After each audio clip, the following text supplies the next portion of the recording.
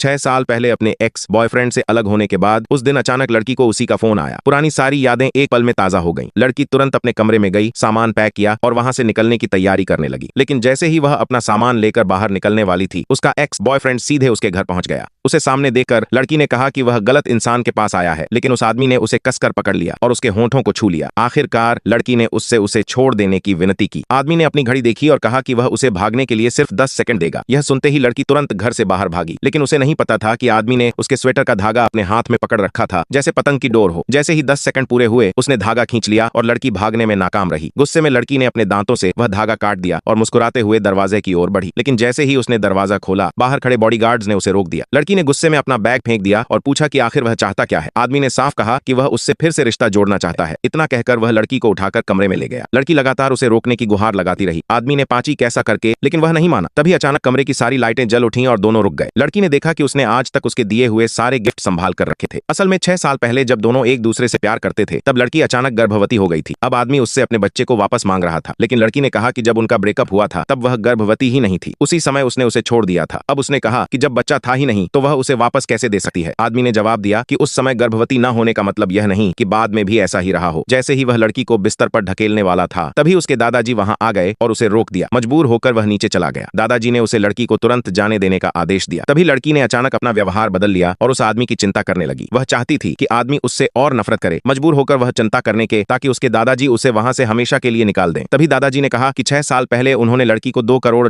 दिए थे, फिर वह अब दोबारा उनके पोते की जिंदगी में क्यों आई। लड़की ने जवाब दिया कि वह खुद नहीं आई, बल्कि उनका पोता उसे जबरदस्ती वापस लाया है। यह सुनते ही दादाजी ने बॉडीगार्ड्स को उसे बाहर निकालने का आदेश दिया, लेकिन आदमी ने बॉडीगार्ड्स को रोक दिया। उसने उल्टा अपने आदमियों को दादाजी को ही घेरने का आदेश दे दिया। मजबूर होकर दादाजी को वहां जाना पड़ा। आगे की कहानी देखने के लिए कमेंट में लाल दिल भेजो।